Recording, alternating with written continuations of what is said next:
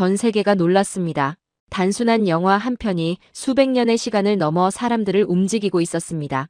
이 한국 사극 영화는 국내에서 1600만 관객을 동원했고 유럽과 미국에서도 연일 화제가 되며 극장을 눈물바다로 만들었습니다. 저 역시 런던에서 그 영화를 처음 보았습니다.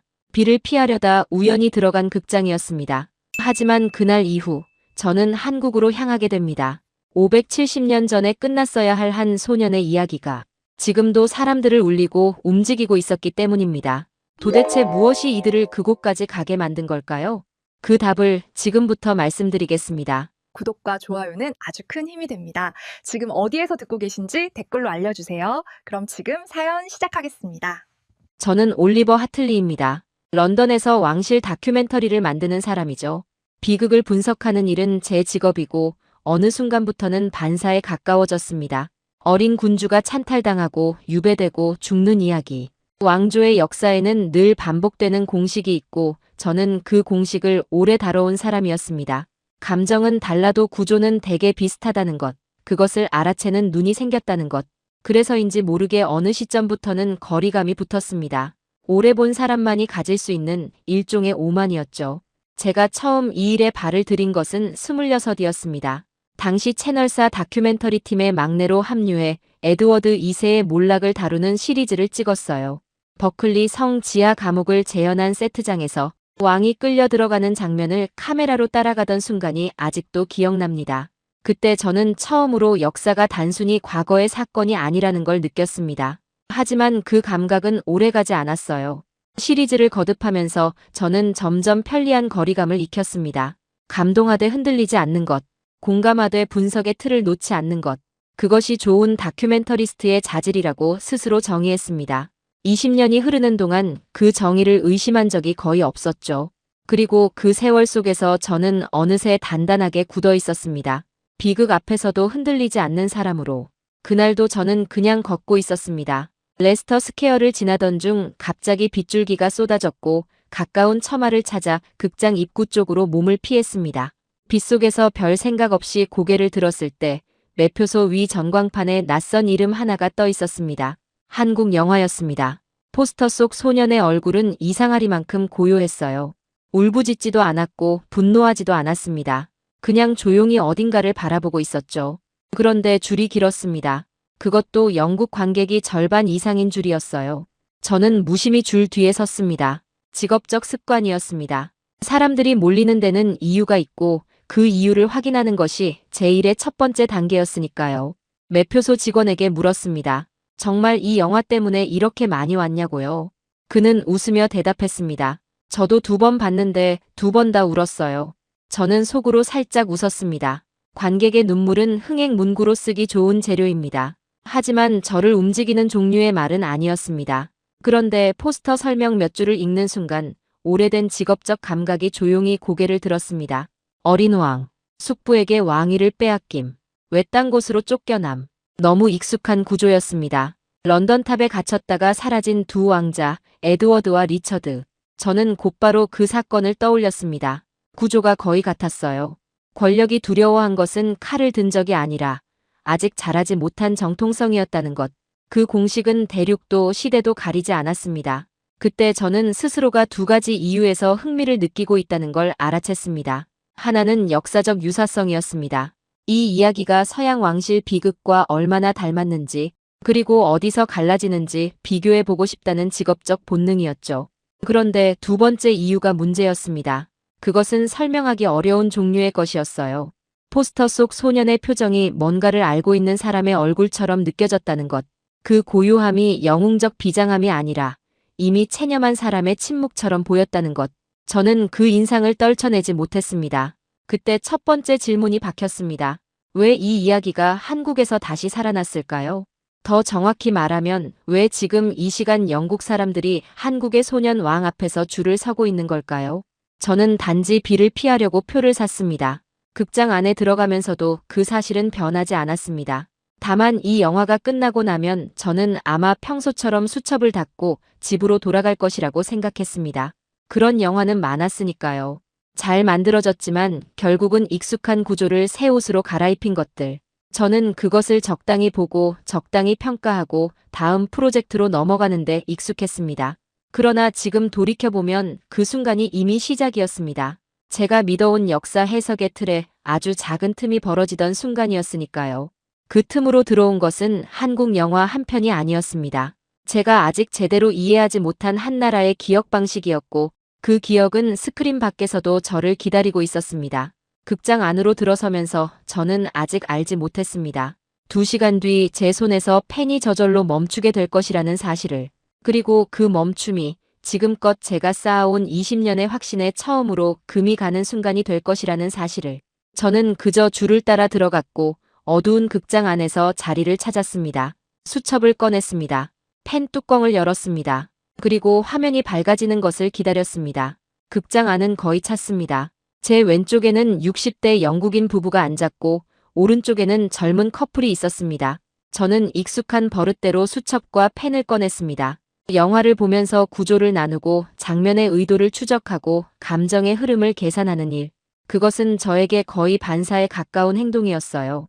울기 위해 온 것이 아니라 분석하기 위해 온 사람이었으니까요. 수첩 첫 줄에 제목과 날짜를 적었습니다. 준비는 됐다고 생각했습니다. 영화 초반에는 오히려 마음이 편했습니다. 마을 사람들의 수군거림, 유배온 높은 신분의 인물이 마을을 바꿔줄지 모른다는 엉뚱한 기대, 그 사이에 섞인 웃음.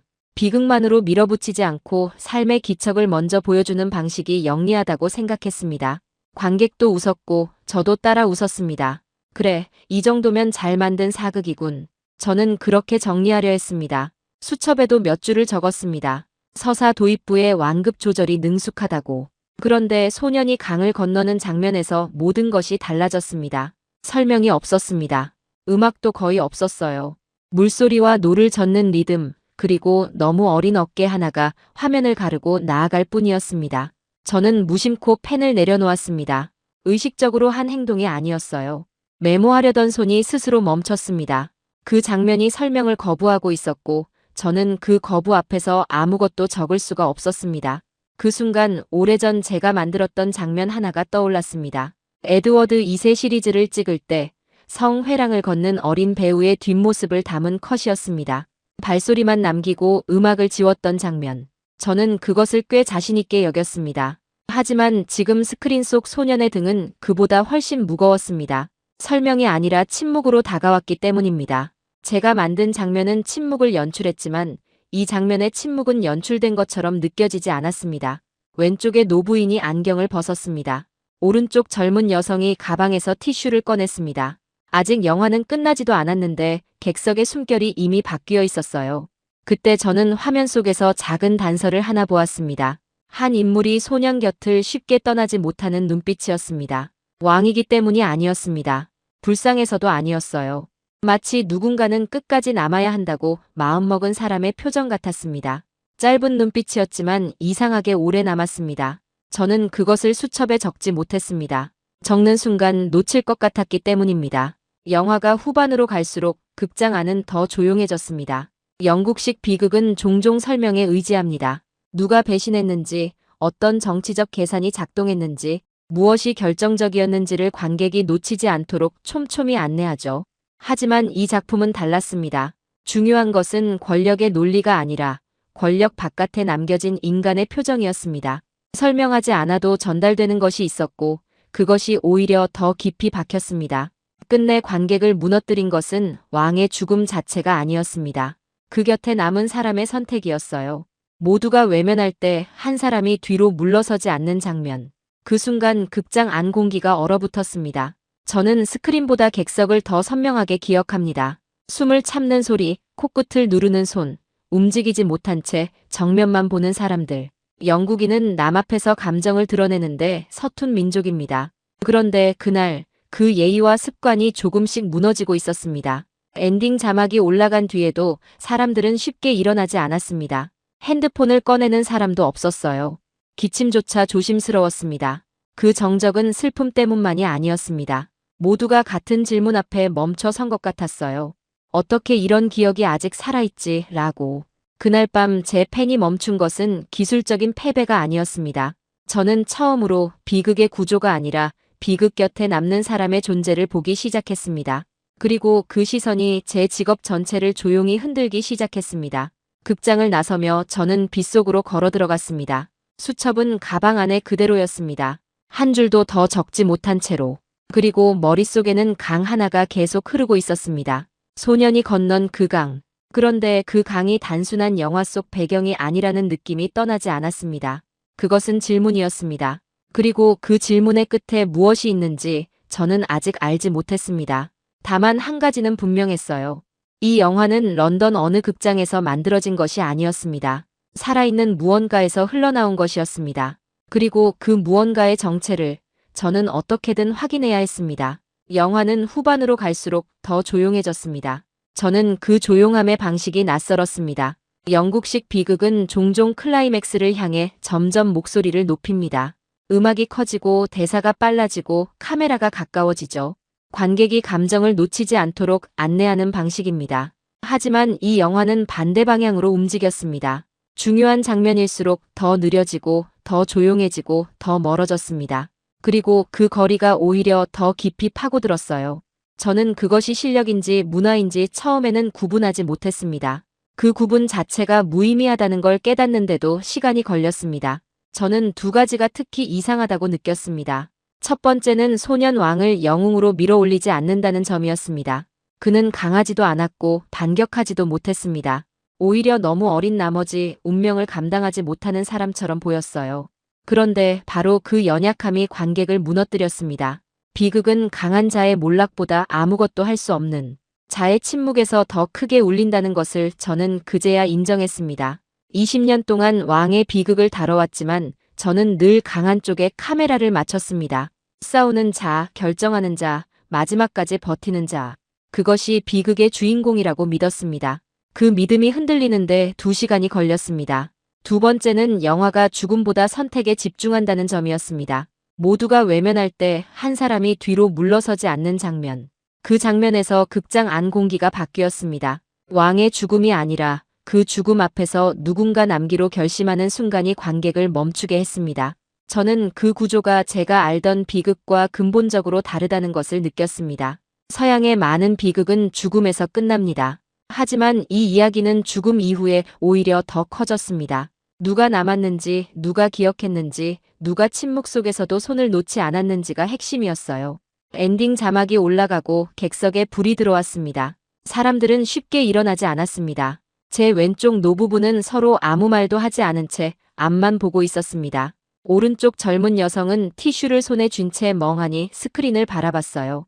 영국인은 공공장소에서 감정을 드러내는데 익숙하지 않습니다.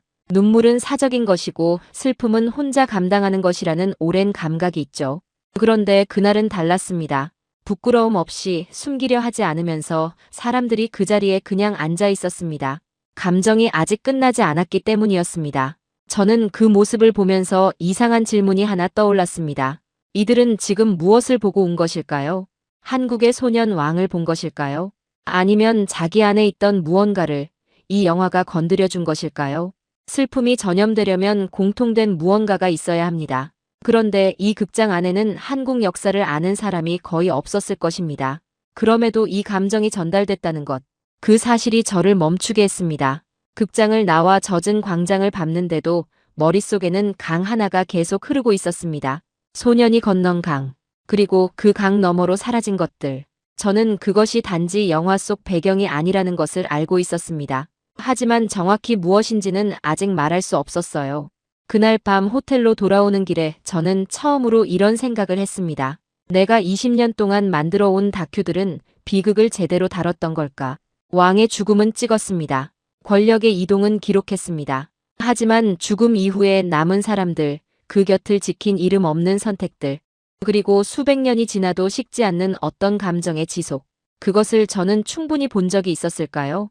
질문은 답이 아니라 또 다른 질문으로 이어졌습니다. 이건 런던의 책상 앞에서는 풀 수 없는 문제였습니다. 답은 영화 속에 없었습니다. 아직 가본 적 없는 어떤 장소에, 아직 만나보지 못한 어떤 감각 안에 있었습니다. 그리고 저는 그것이 어디인지 이미 알고 있었습니다. 질문은 답이 아니라 또 다른 질문으로 이어졌습니다. 이건 런던의 책상 앞에서는 풀 수 없는 문제였습니다. 답은 영화 속에 없었습니다. 아직 가본 적 없는 어떤 장소에, 아직 만나보지 못한 어떤 감각 안에 있었습니다. 그리고 저는 그것이 어디인지 이미 알고 있었습니다. 새벽까지 잠을 이루지 못했습니다. 침대에 누웠지만 눈이 감기지 않았어요. 결국 다시 노트북을 열었습니다. 처음에는 단순한 검증이었습니다. 영화적 각색이 어디까지인지 실제 기록과 얼마나 맞는지 확인하고 싶었어요. 하지만 검색을 거듭할수록 제 안의 태도는 검증에서 추적으로 바뀌었습니다. 소년 왕은 실존 인물이었습니다. 어린 나이에 왕위에 올랐다가 숙부에게 밀려났고 유배는 짧았으며 죽음은 빨랐습니다. 여기까지는 제가 아는 세계사적 비극의 문법 안에 있었어요. 권력을 빼앗긴 왕, 쫓겨난 정통성, 짧은 생. 이 서사는 영국에도 프랑스에도 중국에도 있었습니다. 문제는 그 다음이었습니다. 왕이 죽은 뒤 시신을 거두는 것조차 금지되었다는 기록이 있었습니다. 권력은 죽은 몸마저 두려워했습니다. 왜냐하면 몸은 증거이고 장래는 인정이며 기억은 언젠가 돌아오기 때문이죠. 저는 그 논리를 이해했습니다. 영국 역사에서도 비슷한 사례를 여러 봤으니까요. 그런데 그 금지선 밖으로 걸어 나온 사람이 있었다는 사실. 그리고 그 대가가 개인 한 사람의 위험으로 끝나지 않고 가문의 오랜 은둔으로 이어졌다는 대목에서 저는 한동안 화면을 보지 못했습니다. 단지 기록의 내용 때문이 아니었어요. 그것을 기록한 누군가가 있었다는 사실 때문이었습니다. 금지된 것을 행하고 그것이 수백 년 뒤까지 전해진다는 것. 그 사실 자체가 이미 하나의 이야기였습니다. 바로 그때 제 안의 오래된 반론이 다시 고개를 들었습니다. 냉정해져라, 올리버. 동양의 역사 서술은 종종 충성과 의리를 극적으로 부풀립니다. 지방 전설이 시간이 흐르며 미화되었을 가능성도 있어요. 민족적 감정이 얹어졌을 수도 있고요. 저는 그렇게 스스로를 붙들려 했습니다. 직업적 회의는 제 마지막 방패였으니까요. 하지만 방패는 오래가지 않았습니다. 자료를 읽을수록 이상한 것은 미화가 아니라 지속성이었습니다. 한 시대의 선전이라면 그렇게 오래 남기 어렵습니다. 왕의 명예가 뒤늦게 복원되고 그를 거둔 사람의 이름까지 다시 불려지고 그 장소가 단지 유적이 아니라 살아있는 기억의 공간으로 유지된다는 것은 다른 차원의 문제였어요. 정치 선전으로는 설명이 모자랐습니다. 제도와 지역 공동체, 그리고 세대를 건너는 감정이 함께 움직이지 않으면 불가능한 일이었습니다. 저는 그제야 한국과 영국의 차이를 생각했습니다. 영국은 기록의 나라입니다. 문서가 강하고 제도가 강하고 해석도 풍부하죠. 하지만 기록이 남는다고 해서 감정까지 남는 것은 아닙니다.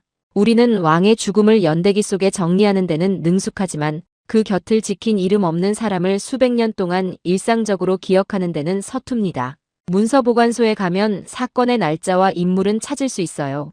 하지만 그 인물 옆에서 끝까지 머문 사람의 이름은 대개 기록되지 않았고 설령 기록되었다 해도 누군가 정기적으로 그 이름을 불러주지는 않습니다. 우리는 역사를 잘 보존하지만 역사 속 사람을 계속 살려 두는 일에는 서툰지도 모른다는 생각이 처음으로 들었습니다. 새벽 3시를 넘기며 저는 결론 대신 혼란을 얻었습니다. 이건 영화 흥행의 문제가 아니었습니다. 한국은 역사를 소비하는 나라가 아니라 생활 속에서 계속 붙들고 있는 나라일 수 있었습니다. 그리고 그 생각은 곧 불편함으로 이어졌습니다. 그렇다면 제가 20년 동안 만들어 온 다큐들은 무엇을 놓치고 있었던 걸까요? 왕의 죽음은 찍었지만 죽음 뒤에 남는 인간의 충의와 기억은 충분히 보지 못했던 것 아닐까요? 저는 그 질문 앞에서 오래 멈췄습니다. 그리고 솔직히 인정했습니다. 잘 모르겠다고. 20년 경력의 다큐멘터리스트가 새벽 3시에 호텔방에서 한국 역사 자료를 들여다보며 모르겠다고 인정하고 있었습니다. 화면 속 자료들을 넘기다가 한 지명 앞에서 손이 멈췄습니다. 영월. 처음 들어보는 이름이었습니다. 강원도의 작은 도시. 소년 왕이 유배 간 곳이자 그가 죽은 뒤에도 기억이 살아남은 곳. 지도를 찾아보았습니다. 서울에서 버스로 2시간 남짓 걸리는 곳이었어요.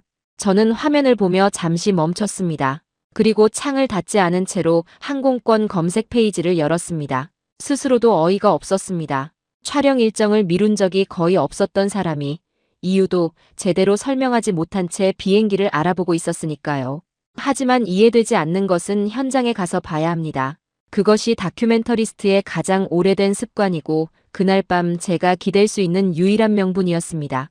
다음 날 아침 저는 항공권을 끊었습니다. 동료 프로듀서에게 짧은 메일을 보냈습니다. 개인 사정이 생겼다고, 촬영 일정을 며칠 미루겠다고. 이유는 쓰지 않았습니다. 쓸 수가 없었어요. 한국의 소년 왕 이야기를 담은 영화를 봤는데 뭔가 이상해서 현장에 가보겠다고 말했다가는 괜찮냐는 답장이 돌아올 게 뻔했으니까요. 저 자신도 괜찮은지 확신이 없었습니다. 그냥 갔습니다. 그것이 제가 할 수 있는 가장 솔직한 행동이었습니다. 다큐멘터리스트로 20년을 살면서 현장 앞에서 망설인 적은 없었습니다. 그 습관이 이번에도 저를 움직였습니다. 히드로 공항 탑승구에 섰을 때 처음으로 이상한 것을 알아챘습니다. 인천행 줄에 서서 주변을 둘러봤습니다. 관광객 특유의 들뜸이 아니라 어딘가 목적이 분명한 표정을 가진 사람들이 눈에 띄었습니다. 저는 오래 카메라를 잡아온 사람입니다. 사람의 표정을 읽는 것은 직업이나 다름없었어요. 그리고 그날 줄에 서 있는 몇몇 사람들의 얼굴에서 저는 여행자의 설렘이 아닌 어떤 결심 같은 것을 봤습니다. 쉽게 설명하기 어려운 종류의 표정이었습니다. 옆자리에 선 젊은 남성에게 말을 걸었습니다. 출장이냐고 물었더니 그는 웃으며 영월이라는 지명을 말했어요. 저는 순간 그를 다시 쳐다봤습니다. 그는 런던에서 그 영화를 봤고 혼자서는 견딜 수 없어 직접 가보기로 했다고 했습니다. 저는 아무 말도 하지 않았습니다. 단지 나만 이상해진 것이 아니었다는 사실을 그때 처음 알았습니다. 인천에 도착해 서울을 거쳐 버스터미널로 갔을 때 그 느낌은 더 뚜렷해졌습니다. 영월행 버스 줄에 외국인이 여러 서 있었습니다. 미국인 부부, 일본인으로 보이는 젊은 여행객, 유럽 출신으로 보이는 중년 남성. 유명 도시로 향하는 것도 아니고 산으로 둘러싸인 조용한 지방 도시로 가는 버스였는데 말이죠. 저는 세계 여러 역사 현장을 다녀봤지만 영화 한 편을 본 뒤 이렇게 국제적인 흐름이 만들어지는 장면은 거의 본 적이 없었습니다. 이건 기획된 관광이 아니었습니다. 각자 다른 나라에서 각자의 이유로 같은 장소를 향해 움직이고 있었어요. 영화가 사람들을 서울이 아니라 영월로 끌어당기고 있었습니다. 그리고 그 중에 저도 있었습니다. 버스 안에서 만난 미국인 부부가 제 마지막 의심을 깨뜨렸습니다. 아내가 영화를 2번 봤고 결국 남편을 설득해 여기까지 왔다고 했습니다. 그녀는 한국 역사를 거의 몰랐다고 했어요. 그런데 영화 속 한 장면이 계속 머릿속에서 떠나지 않았다고 했습니다. 누군가 끝까지 곁을 지키는 모습이요. 그게 왜 그렇게 오래 남는지 모르겠어요. 저는 그 말을 듣는 순간 런던 극장에서 제가 수첩에 적지 못했던 그 짧은 눈빛을 떠올렸습니다. 그것이 단지 연출된 감정이 아니라 사람들 안에 이미 있던 무언가를 건드린 것이었다는 걸 그때 확신했습니다. 남편은 한마디 보탰습니다. 역사는 잘 모르지만 그 사람이 왜 그랬는지는 알 것 같았어요. 저는 그 말이 오래 남았습니다. 역사를 몰라도 감정을 알 수 있다는 것. 그것이 이 이야기의 힘이었습니다. 영월에 가까워질수록 풍경은 깊어졌습니다. 유리창 밖 산자락은 말수가 적은 사람처럼 겹겹이 물러서 있었습니다. 작은 도시일 거라 생각했습니다. 조용하고 드문드문 사람만 오가는 곳. 하지만 버스에서 내리자마자 저는 그 예상을 접어야 했습니다. 사람들이 많았습니다. 생각보다 훨씬 많았어요. 관광버스, 가족 단위 방문객, 젊은 연인, 노부부. 일시적인 유행이라고 하기엔 너무 다양한 사람들이 너무 자연스럽게 이 도시로 모여들고 있었습니다. 저는 잠깐 멈춰서서 그 흐름을 바라봤습니다. 카메라를 들지 않아도 이미 하나의 장면이 눈앞에 펼쳐지고 있었습니다. 기억을 보러 온 사람들의 행렬.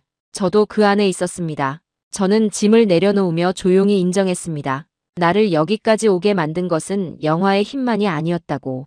영화가 불을 붙였을 뿐, 그 밑에는 이미 오래 타고 있던 무언가가 있었습니다. 그리고 그 무언가는 지금 이 도시 어딘가에 여전히 살아있는 것 같았습니다. 숙소에 짐을 두고 지도를 펼쳤습니다. 청령포. 강을 건너야만 닿을 수 있는 곳. 소년 왕이 유배되어 살았던 그 땅. 배를 타야 한다고 쓰여 있었습니다. 저는 잠시 그 단어 앞에 머물렀습니다. 강을 건너야 한다는 것. 그쪽으로 넘어가면 돌아오더라도 무언가는 달라질 것 같은 예감이 들었습니다. 다음 날 아침 일찍 거기로 가기로 했습니다. 배를 기다리며 줄에 서 있는 동안 저는 이 강이 단순한 물길이 아니라는 것을 이미 느끼고 있었습니다. 돌아갈 수 있는 쪽과 돌아갈 수 없는 쪽을 나누는 선. 배가 강을 가를 때 저는 말없이 물결을 바라보았습니다. 청령포로 들어가는 길은 짧았지만 기다림은 길었습니다. 배를 타기 위해 줄을 서 있는 사람들 얼굴을 보며 저는 이상한 감정에 사로잡혔습니다. 모두가 같은 장면을 상상하고 있는 듯 했습니다. 강 하나를 건너는 일. 그 자체는 아주 단순한 이동인데 여기서는 그렇지 않았어요. 물은 풍경이 아니라 경계였습니다. 돌아갈 수 있는 쪽과 돌아갈 수 없는 쪽을 나누는 선. 저는 그 사실을 이미 알고 있었지만 실제로 강 앞에 서자 그 무게가 달랐습니다. 설명과 경험 사이에는 언제나 간격이 있습니다. 그날 저는 그 간격을 온몸으로 느꼈습니다. 배가 강을 가를 때 저는 말없이 물결을 보았습니다.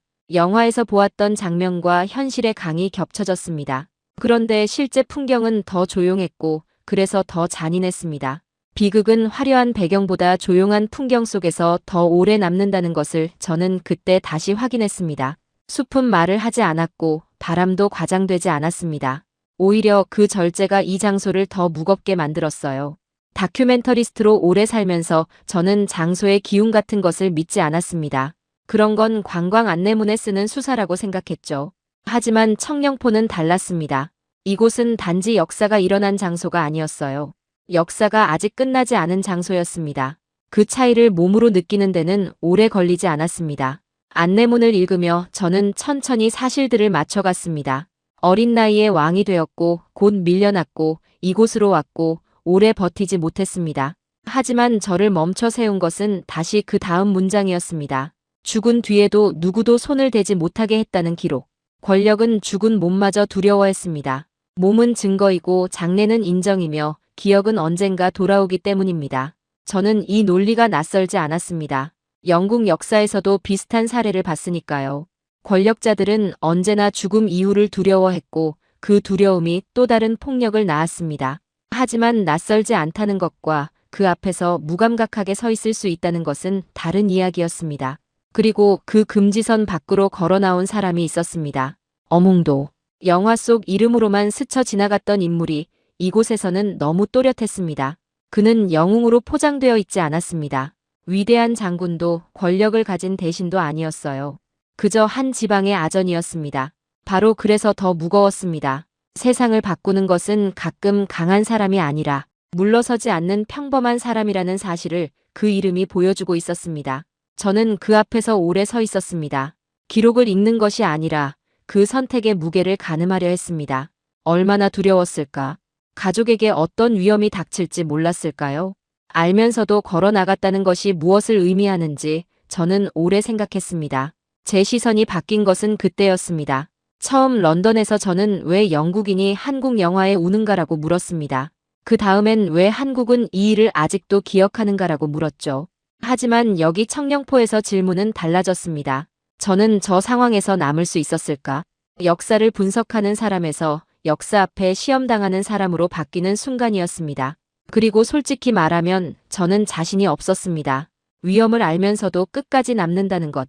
그것은 의리나 충성의 문제가 아니라 인간이 가질 수 있는 가장 어려운 용기의 문제였습니다.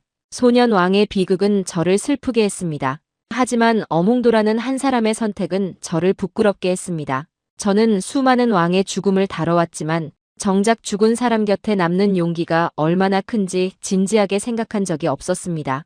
카메라를 든 사람은 늘 관찰자였습니다. 거리를 유지하고 분석하고 정리했습니다.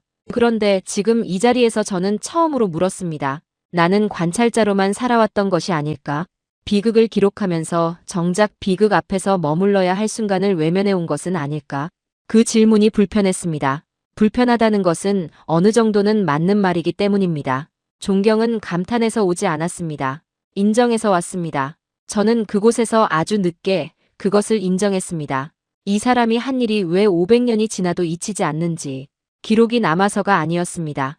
그 선택이 여전히 유효한 질문을 던지기 때문이었습니다. 당신이라면 어떻게 했겠느냐고. 그 질문은 시대를 가리지 않았습니다. 15세기 조선의 강가에서도 21세기 영국인 다큐멘터리스트 앞에서도 똑같이 살아 있었습니다. 청령포를 나오는 배 위에서 저는 수첩을 꺼냈습니다. 이번에는 분석이 아니었습니다. 그냥 한 문장을 적었습니다. 한 사람이 남는 일. 그리고 그 아래에 작은 글씨로 덧붙였습니다. 나는 남을 수 있는 사람인가. 강물은 여전히 조용했고 배는 천천히 강을 건넜습니다. 내일 아침 저는 장릉으로 갈 것이었습니다. 그곳에 어몽도의 묘도 함께 있다고 쓰여 있었습니다. 왕과 그 곁을 지킨 사람이 나란히 묻혀 있는 곳. 그 배치가 어떤 의미인지 저는 직접 보고 싶었습니다. 다음 날 아침 저는 장릉을 찾았습니다. 이른 시간이라 사람은 많지 않았습니다. 공기는 차분했고 발밑 흙은 밤의 냉기를 조금 남기고 있었어요. 입구에서 안으로 걸어 들어가는 동안 저는 의도적으로 천천히 움직였습니다. 서두르고 싶지 않았습니다. 이 장소가 무엇인지 느끼기 전에 분석하는 버릇이 발동할까봐 조심스러웠어요. 저는 먼저 보고 그 다음에 생각하기로 했습니다. 다큐멘터리스트로 20년을 살면서 처음으로 보는 것을 분석보다 앞에 두기로 스스로 결심한 순간이었습니다. 무덤 주변의 소나무들이 한쪽으로 기운 모습을 보았을 때 저는 설명보다 먼저 감정을 느꼈습니다. 물론 이유는 자연일 수 있습니다. 바람일 수도 있고 지형일 수도 있어요. 하지만 사람들은 거기서 의미를 봅니다. 그리고 의미를 함께 믿는 순간 자연은 풍경을 넘어 기억의 동반자가 됩니다. 저는 그 소나무들을 오래 바라봤습니다. 기울어진 방향이 어디를 향하는지, 그 각도가 우연인지 아닌지는 중요하지 않았어요. 중요한 것은 수백 년 동안 사람들이 그 나무 앞에 서서 무언가를 느꼈다는 사실이었습니다. 그 감정의 축적 자체가 이미 역사였습니다. 저는 그때까지도 나무를 바라보는 사람들을 관찰하고 있었습니다. 하지만 어느 순간부터는 나무를 바라보는 저 자신이 그 풍경의 일부가 되어 있었습니다. 무덤 곁에는 어몽도의 묘도 있었습니다. 저는 그 배치를 오래 바라봤습니다. 왕과 신하라기보다 죽은 뒤에도 서로의 옆을 비켜가지 않은 두 사람처럼 보였어요. 영국에도 충성의 이야기는 많습니다. 하지만 대부분 기록 속 문장으로 남습니다. 여기서는 달랐습니다. 땅의 거리로 남아 있었어요. 묘의 위치, 숲의 방향, 오가는 사람들의 걸음으로 기억이 계속 갱신되고 있었습니다. 기억을 유지하는 방식이 문서가 아니라 공간이라는 것. 저는 그 차이를 처음으로 제대로 이해했습니다. 문서는 보관소에 잠기지만 공간은 사람들이 계속 발을 들여놓습니다. 그 차이가 기억의 온도를 결정한다는 것을 저는 그날 알았습니다. 그때 한국인 가족 한 팀이 들어왔습니다. 할아버지와 할머니, 그리고 어린 손자였습니다. 할아버지는 아이를 데리고 엄홍도의 묘 앞에 멈춰 섰습니다. 그는 무릎을 굽혀 아이 눈높이에 맞췄고 아주 천천히 무언가를 설명했습니다. 저는 한국어를 알아듣지 못했습니다. 하지만 내용은 굳이 번역이 필요 없었어요. 표정과 손짓만으로 충분했습니다. 이 사람이 누구인지, 왜 여기 있는지, 왜 잊지 말아야 하는지를 전하고 있다는 사실만은 분명했습니다. 그리고 아이는 고개를 끄덕이며 듣고 있었습니다. 아직 다 이해하지 못하더라도 그 무게는 전해지고 있었습니다. 아이는 잠시 듣더니 작은 손을 모아 고개를 숙였습니다. 그 장면에서 런던 극장에서 보았던 그 눈빛이 돌아왔습니다. 끝까지 남는 사람의 눈빛. 그것은 영화 속 한 장면으로 끝난 것이 아니었습니다. 이 나라에서는 세대와 세대를 건너 계속 전달되고 있었어요. 어른의 무릎에서 아이의 두 손으로. 저는 그 장면을 카메라 없이 바라봤습니다. 찍고 싶은 마음이 없었던 것이 아닙니다. 그 순간만큼은 기록자가 아니라 그냥 한 사람으로 서 있고 싶었습니다. 그 순간 미국인 아내가 했던 말이 떠올랐습니다. 이건 역사를 보러 온 게 아니라 역사를 만나러 온 기분이에요. 정확한 말이었습니다. 많은 나라가 과거를 전시합니다. 하지만 한국의 이 장소는 과거를 현재형으로 건넵니다. 먹었던 음식을 다시 만들고 건넜던 강을 다시 건너고 남았던 사람의 이름을 다시 부릅니다. 그것은 구경이 아니라 참여입니다. 그리고 할아버지가 손자에게 무릎을 굽히는 그 장면이 바로 그 참여의 가장 작은 단위였습니다. 박물관이 아니었어요. 살아있는 교실이었습니다. 저는 비로소 이해했습니다. 영화가 전 세계 사람들을 울린 이유는 단순히 비극이 아름답게 연출되었기 때문이 아니었습니다. 그 비극 뒤에 아직도 식지 않은 공동의 기억이 실제로 존재했기 때문이에요. 관객은 스크린을 본 것이 아니라 살아있는 기억에 접속한 것이었습니다. 영화는 창문이었고 이 장소들은 그 창문 너머의 실제 풍경이었습니다. 그리고 그 풍경은 아직도 매일 아침 사람들이 발을 들여놓으며 새로 쓰이고 있었습니다. 장릉을 나오는 길에 저는 잠깐 멈춰 섰습니다. 뒤를 돌아보았습니다. 소나무들은 여전히 같은 방향으로 기울어 있었고 아이는 할아버지 손을 잡고 걸어가고 있었습니다. 저는 그 뒷모습을 오래 바라봤습니다. 그리고 조용히 생각했습니다. 어쩌면 강한 나라란 힘이 센 나라가 아니라 오래 기억할 줄 아는 나라인지도 모른다고. 그 기억이 나무에도 있고 땅에도 있고 아이의 두 손에도 있었습니다. 내일 저는 런던으로 돌아가는 비행기를 탈 것이었습니다. 그 전에 숙소로 돌아가 노트북을 열어야 했습니다. 써야 할 것이 생겼습니다. 동료에게 보낼 메일이 아니라 다음 작품의 첫 문장이었습니다. 어떤 문장을 써야 할지는 아직 몰랐습니다. 하지만 이 여행에서 본 것들을, 이 장소에서 느낀 것들을 담아야 한다는 것만은 알았습니다. 그것으로 충분했습니다. 시작은 언제나 그렇게 옵니다. 전부를 알기 전에 그냥 첫 줄을 쓰는 것으로. 런던으로 돌아가는 버스 안에서 저는 노트북을 열었습니다. 이번에는 자료 정리나 메모가 아니었습니다. 분명한 제목이 먼저 떠올랐습니다. 왕의 죽음 이후에 남은 사람들. 저는 그 문장을 쓰는 순간 지난 20년 동안 제 카메라가 자주 너무 일찍 멈췄다는 사실을 인정했습니다. 왕이 죽으면 이야기가 끝난다고 생각했습니다. 권력이 승리하면 비극은 완성된다고 믿었죠. 하지만 한국에서 저는 전혀 다른 구조를 보았습니다. 여기서는 죽음이 끝이 아니었습니다. 누가 남았는지, 누가 금지된 장례를 치렀는지, 누가 500년 뒤에도 아이에게 그 이름을 전하는지가 진짜 이야기였습니다. 비극의 중심은 죽음이 아니라 죽음 이후였습니다. 저는 동료 프로듀서에게 긴 메일을 썼습니다. 한국의 한 소년 왕 이야기라고만 쓰지 않았습니다. 그보다 더 중요한 것을 적었어요. 권력이 지우려 했지만 사라지지 않은 기억, 평범한 한 사람이 감당한 위험, 그리고 그 선택을 나라 전체가 결국 잊지 않았다는 사실. 이것은 단순한 동양의 고전적 충절담이 아니라 인간 공동체가 시간을 넘어 어떻게 윤리를 보존하는지 보여주는 실제 사례라고. 메일을 쓰면서 저는 이것이 다큐멘터리로 만들어질 수 있을지 없을지보다 이 이야기를 제대로 전달할 자격이 내게 있는지를 더 많이 생각했습니다. 그 자격은 아마도 이 여행 이후에야 조금씩 생겨나는 것일 테죠. 메일을 보내고 창밖을 보았습니다. 산이 뒤로 밀려나고 있었습니다. 영월이 점점 멀어지고 있었어요. 하지만 이상하게도 저는 무언가를 두고 떠나는 기분이 아니었습니다. 오히려 하나를 들고 돌아가는 기분이었습니다. 질문 하나, 기준 하나, 약속 하나. 질문은 이것이었습니다. 위험을 알면서도 끝까지 남을 수 있는가? 처음 이 질문이 떠올랐을 때 저는 자신이 없었습니다. 청령포 앞에 서서도, 엄홍도의 묘 앞에서도 저는 솔직히 확신하지 못했습니다.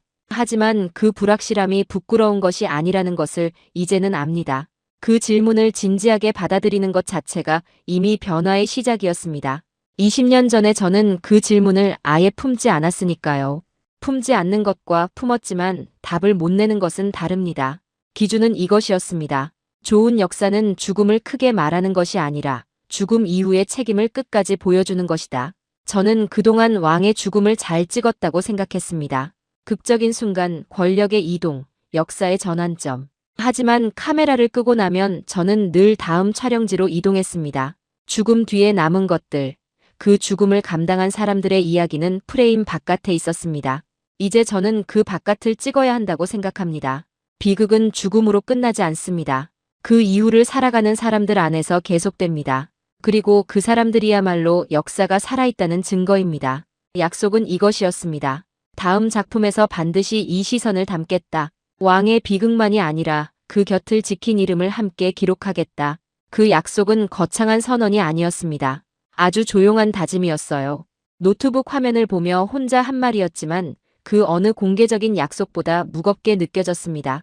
왜냐하면 이 여행이 저를 바꿨기 때문입니다. 그리고 바뀐 사람은 바뀌기 전으로 돌아갈 수 없습니다. 저는 이제 압니다.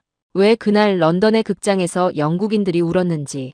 그들은 낯선 한국의 역사를 본 것이 아니었습니다. 모든 시대와 모든 나라가 잃어버리기 쉬운 한 가지 가치를 본 것입니다. 권력이 아니라 의리.